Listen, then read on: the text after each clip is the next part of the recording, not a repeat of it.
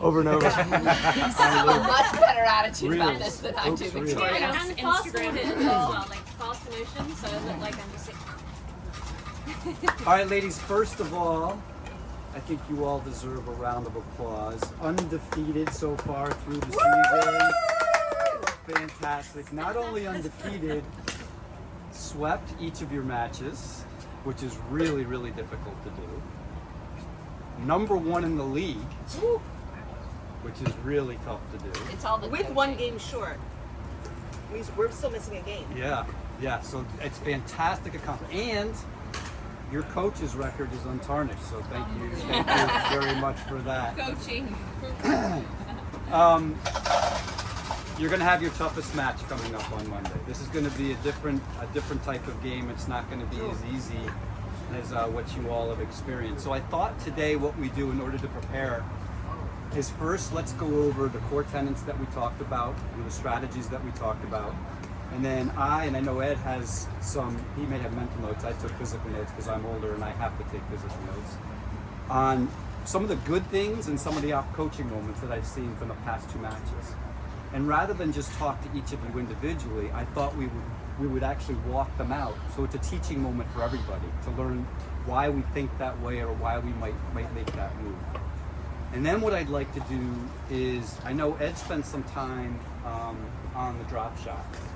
And you've heard people talk about third shot drop. The drop shot is more than just a third shot drop. It's an opportunity to reset the match. Because if the other team is at the kitchen and you're on defense, you're at the baseline, there's 2 shots to get you back at neutral. It's either the lob or it's the drop. So there's a drill actually that Ed did with our team last year that I think is a really good one that we'll spend some time really honing in that reset and the drop. It's not just for the third. And then we'll finish up with some regular play, and the 2 of us will be involved with just providing some insights to that. Does that sound like a good game plan today? Perfect. Yep. So to get started, let's get Mitzi and Melissa here. Let's get Zena and Patty on the other. No, Zena and Elizabeth on the other side.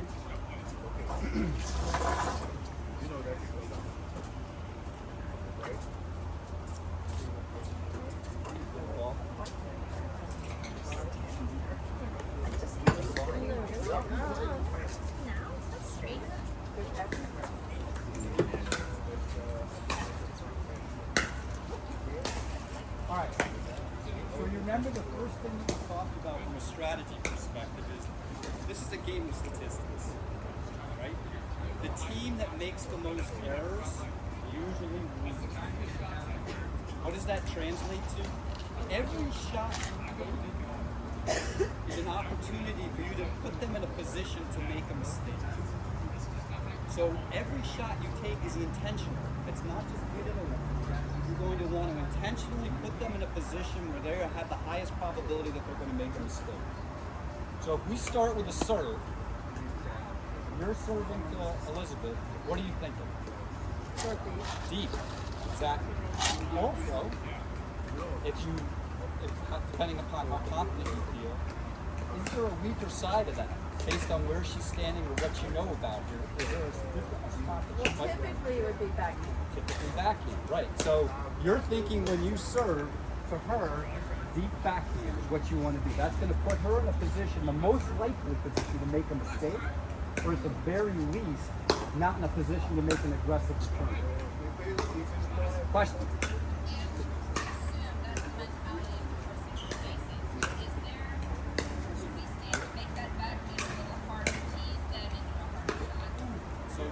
Great question. So, do we favor our weak spot? Do we try and cover our weak spot? To a degree. Now, what happens is you'll see when you play a better player, this favor. Watch it before I get close. You're leaving a lot of court open here. So, yes, you can make it a little bit tougher, but be ready because if she sees that, it might not be on the first serve, might not be on the second serve, but she might think on the third serve, she's sending far side, you're going to have to be ready to move. Now on the return, Elizabeth, what are you thinking? And? Weak side. Weak side. we're thinking of returning to the weakest spot on the side. If we don't know what that I is, don't think this is we're defaulting to at least deep. Deep as possible. Right? Back 2 feet. And if we're not certain which is weaker, we can do either backhand or the safest right here at the tee in the middle. Right? Third, you're doing your, they do your return. What are we doing? Trying to get to the kitchen. This is where the advantage is. We're wanting to get to the kitchen as quickly as possible. When you are here, you're controlling the game. When we're at the kitchen, what are we doing? Come on up.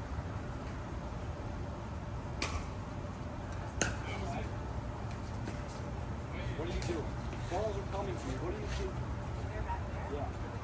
Keep them back. You have the advantage.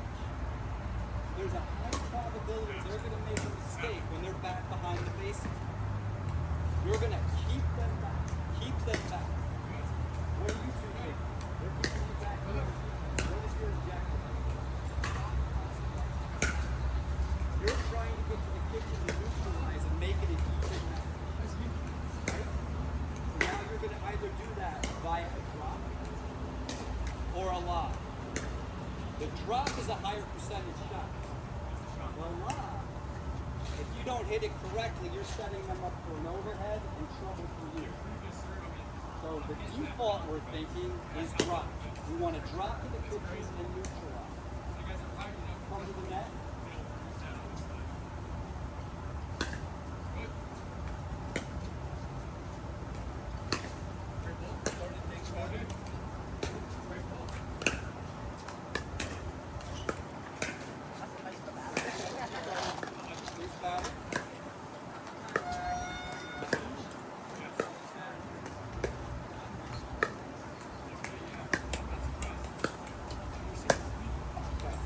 Now you see, what Zena was doing was, I didn't even tell her to do this, but what she was doing, you notice what she was doing? She's moving. Why is she moving?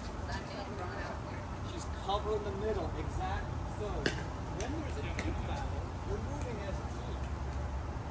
Right? Because if she stays here and hits a thing cross court, there's a Grand Canyon of opportunity for her to put it away. Any loft at all, middle is open. So as a team, we are continuing to move to make sure that we're covering as much court as possible and being in a position to do good things.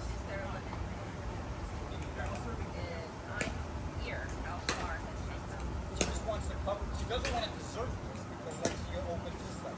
She's got to basically stay aligned with the individual that's hitting the ball and estimating where she's going to be in the rhythm. She's trying to cover as much court as possible. When you say aligned, do you mean your body's facing them, or? Yes.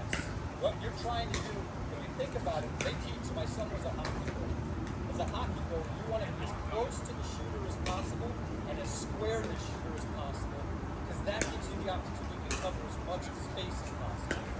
So that's what we're doing. We are facing, we're on our toes, we're in a split step and ready to react. Make sense? Ed, do you have any comments?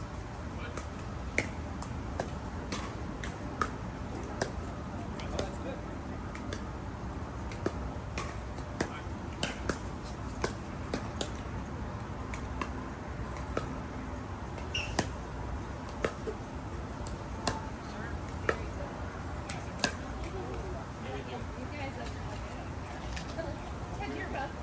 Now, if the ball is gonna bounce before you hit it, do you want to step into the kitchen to hit it? Does that give you an advantage? Yes. So if you think about it, when you're playing the ball, the closer your feet are, the closer you are to playing the ball, the less chance there is that you're reaching and making an errant shot and lofting the ball. But as soon as you step in, you got to get back. You've got to get out of the kitchen after you make your shot because if they hit the ball and hit you or you try and play it, Yeah. it's a dead ball. You lose the point. Okay? Z and Elizabeth go back.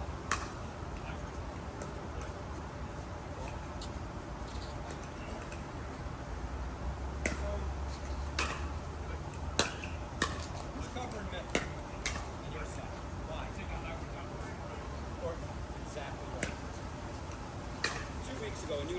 about this, and I just want the others to hear this. There were 2 times when the ball came in Z's direction towards Melissa, and you love the backhand. You love to smash that backhand. There's a higher probability that her forehand is going to be a better shot.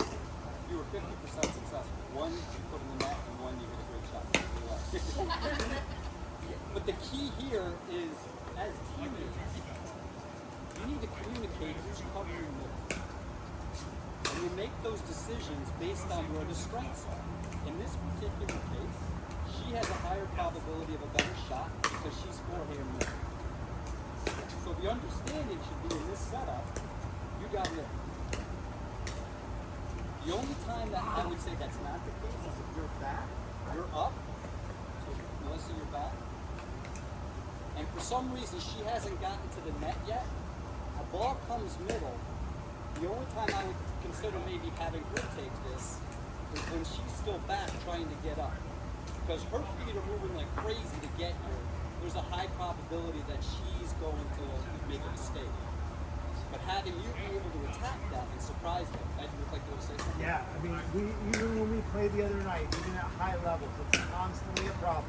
You're not going to get this part perfect. But the best thing for this person to think is, well, I have to reach. I shouldn't get it. If I can roll the shot and hit what I want, take it all day long. Once you feel like you're reaching, however it may reach, you is definitely a strong forehand choice to have to hit the ball. So when you guys start a point, someone should say my middle. And you should have an understanding of who's covering middle by default. So you know what's kind of what happens is for me is I cover the middle when I'm over there. So it feels like I'm wide and I'm trying to get my hands on the head of being more in the middle and almost hugging the outside because if you're in the middle and hugging the outside, this person feels more confident about that shot. Get set up, both of you, where you think you should be. Right? If I'm Zena and I'm about to hit. Okay? And that's probably right. But Right? in a game, But for whatever reason, these two people always end up. right, and I'm gonna show everyone this is you really need to see this. Go a little more middle. Go a little more middle. The most demoralizing thing for that partner is when Zena goes like this. Right beside her, she's like, what are you doing? In her head. Why would you leave all that room? Right? So be as middle as you can. Don't demoralize your partner. You're not doing it intentionally, right? But your job is to make sure nothing goes by you. And her job is to cover that court into where you can't quite reach too comfortably. We have lefties, so we'll talk about that with them. Because that's important. It's helpful. Right? Having Darren as that partner is huge for me. Because I prefer to play this side and he prefers to play that side. We'll talk more about that, as we go on. One other point I want to make. So,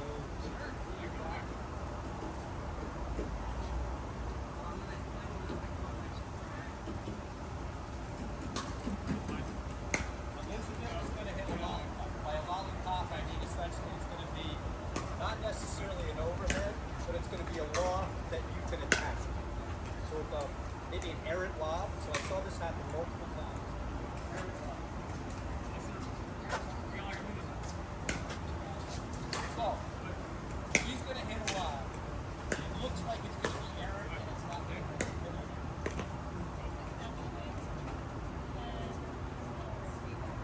Stay back, exactly. Here's what you think you should do. Errant lob was hit, and you ran towards the individual that's about ready to hit it over. You set yourself up to eat shit. You're going to get blasted with that ball. What we're doing is we're staying back. We're staying back because that gives us more opportunity time to catch whatever the head is happening. You see Ed and I play together, we frustrate the shit out of people that are hitting overheads. We stay back and just keep getting it back. Keep getting it back. Make them hit another shot. Now, what's the shot we're trying to hit? Defense like this. What do we want to do? Either a drop or a lob. We want to hit the drop in the kitchen so advantage. Right? Makes sense. If we hit a lob, the two lobs we hit is one is errant, it's short, we're staying back. As soon as we feel like we hit a good lob that's going to land, what do? Right up. We get up. That's what we wanted. We neutralize them. Now we have the advantage. So when we hit that lob and it lands, we are set in a split set and ready to attack. They will typically try and hit a drop. Oftentimes they'll hit a drive. They might try and hit a drop. It'll likely be lofted a bit, so you'll have an opportunity to put away. There's a small number of people that will also lob back, and then you play it like normal. You've got to go back and take the overhead away. Make sense? Darren, if I can't comfortably hit a drop and I can't comfortably hit a lob, what should I do next? What's my other option? Anyone? What would you, low. Zena, what else would you? Low and throw. Yeah, just rip it middle. Rip the minute. Rip it middle. Ideally, you want to be so, all of us by the end of the season are going to be so comfortable hitting into the kitchen, it'll be great. The lob is a great shot when you get the feel of it, especially if you're looking into the sun. But if you're just not having that touch, put the ball right through here. It's the cone of confusion.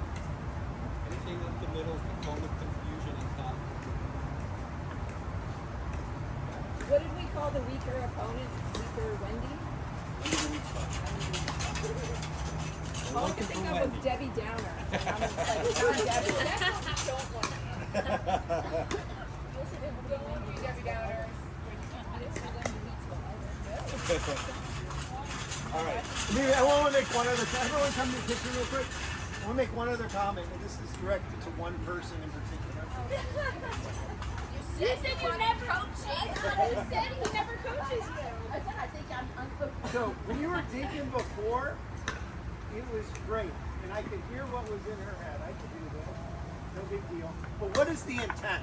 We're all up here and we're dinking. What's the intent? Darren said it earlier. Yeah, you're trying to put them in an awkward position to create a ball for a pop-up. We'll talk about what you should do at that point, and we'll practice that. But the purpose of the dinking is not to just be able to do it.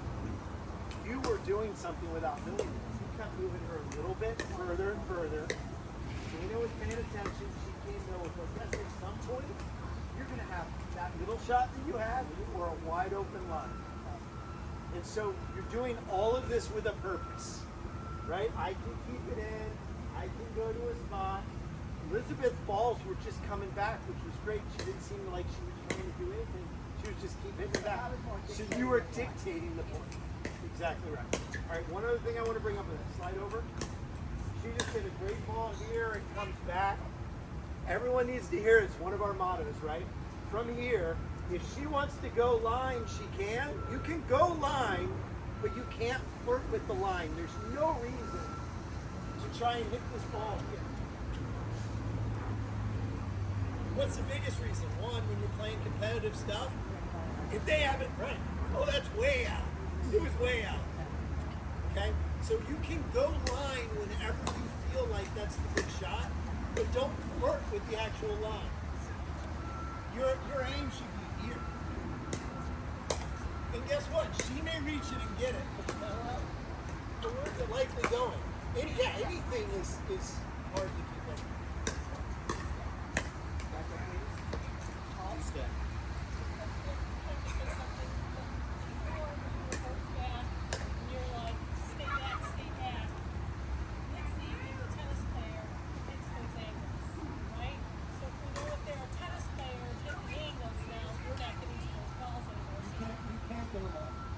And the best, what I want her to do when you hit an overhead, I want her to hit when you hit a lob, I want her to go like this. Oh, darn, you hit it right out. Let them have that flirt. It's a lower percentage shot. It's a low bit. So that I wanted to talk about that next is the mentality of the overhead. So when overhead comes to you, they're back. What do you think? Any direction? Typically, because to my right, I'm going to do that. Most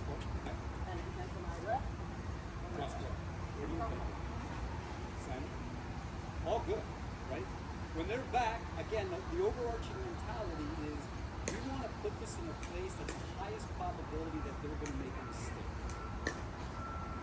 That is deep. Anything deep is good. Now, depending upon how it's set up, you said you prefer cross courts, that's the other one, right? That's a kill shot. So when you're putting it deep, you're playing for them to make a mistake. When you're playing for an angle, you're playing for the win, for the kill. So that really depends upon your confidence and where the ball is. If the ball's here and you've got a high degree of confidence, yes, that angle is probably a higher probability than that because it's going to hit the fence before she can get to it. But the ball can't be here or here. No. It has to be in your perfect hitting zone. That's what everyone really needs to take away. You do not have to win the first overhead. Once you get an overhead, What's this here? It's not an overhead anymore. What's the bottom? it's over. Oh, 5 minutes. I'm talking. But yeah, but my point is, once they give you one of those, there's no rush. Keep hitting it deep until the next one they hit is in the net, or out, or even a little more perfect. Right? Just keep going to that hula hoop, but inbounds, until you can hit that kill shot. But again, when you go for the kill shot, you can go line and angle, but don't flirt with it being out, and don't flirt with it going into the net. Because that's the other thing we saw in the last 2 weeks. We were controlling points, and then we hit a hard overhead right into the net, and the point's over. And that was the next point I was covering. So, overhead, when you can take full swing, that means you've got it's a couple of, it's this high. It's as high as your parachute. You can take a full swing at it. Anything below that, there's a lot of times we get lollipops, right? They're lofted about head high, and we immediately think, I want to kill that, and that's where that ends up. Anything head higher in that area is not necessarily an overhead smash. It's more of a hybrid over-the-top shot from the side. That is a higher percentage that you're not going to put it in the net. I know it's so tasty and so tempting to just try and smash that straight down, but how many times have you carried that in the bottom of the net? You hear that on Melissa looks just like she just did, right? This is Melissa's. Oh yeah, smash. When it really should be, oh yeah, that, and I'm going to get another shot on the next one that may be more like that. Yep. So let those out. If it's here, great. But if not, all you're going to do is. Yeah. Cool. All right. Any comments or questions? Those strategies, if you executed those strategies, and we saw the caliber of our game elevate just by us thinking about those types of things, right? We're going to need that type of caliber of game to compete with those bougie bitches that blow from the 100%. But if we don't know, They don't like to talk. I've heard, yeah. Okay. We're gonna kill them with kindness, though. especially in games. Yeah, and so another advantage that we have, their courts are clay. They're changing them over, though. Well, this I don't know point if is they've for done it right yet. now, though. They're not. Are you? Clay, that's the advantage. Are they still clay? They don't have hard yet? I thought they were still clay. I was wondering what we were gonna play. Go ahead. Yeah, Go I ahead. would. Just right now, Dean. I want the intent to be every ball done. Why didn't we listening? So right away you saw it. I would say, if you can practice this first. But if you can hit the dinks out of the air, you'll find you actually have more control. Right? There's no adjustment from the spin of the ball or how it lands or where it lands. So if you can get comfortable doing this, you'll even enjoy thinking more. And it is not swing and stop. It is stop and flow. All right. So any of them, whether you're digging from the ground or in the air, your paddle's here. You're not swinging into it. Your paddle's here. You're just pushing it when you want. Hitting in the air, not only is it more comfortable, but it takes time away from your opponent's decision. It's significant. It cuts their time in half. So it becomes a huge advantage. Again, you're going to need to practice it. But the more and more you see it and you can hit it in the air, the more comfortable you feel. But right now, I want all the dinks to go to the middle so you feel how punitive it heels. This side's hitting them here, this side's hitting here. You're gonna have to communicate, right? Then you're gonna have to try and hit it back to the area. All to the middle, yeah. All right, good.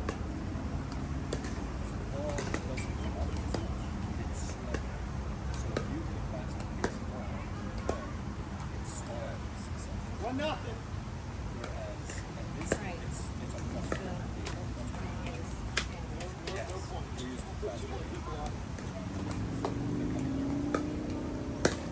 Victoria, do you want to go think on the other side? Yeah, so what I want to do, actually what I'm going to do now is I'm going to launch into a drill that I want you guys to see, and then we're going to have you guys drill in as well. So, here's what I'd like to do. We talked about resetting, right? The importance of the drop is not just the third shot drop. It's to reset and to neutralize the things that they have. Let's get back.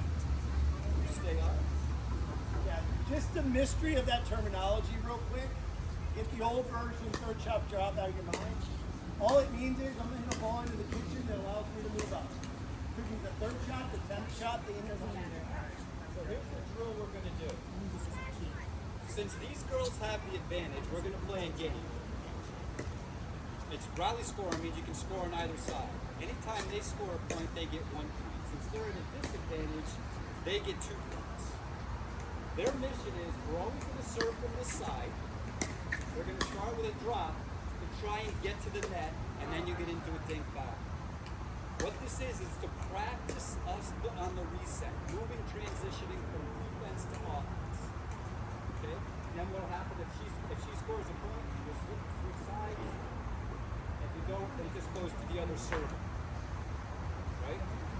Then what we're going to do is we're going to rotate clockwise so everybody gets an opportunity to play each position. We're going to rotate courts as well.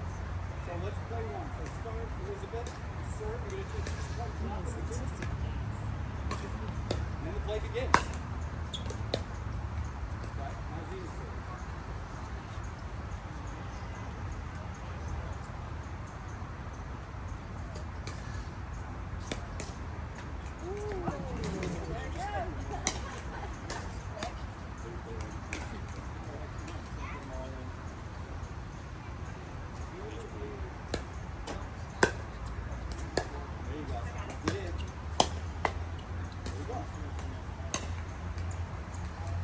All right, come on. So what we'll do is that side will take off.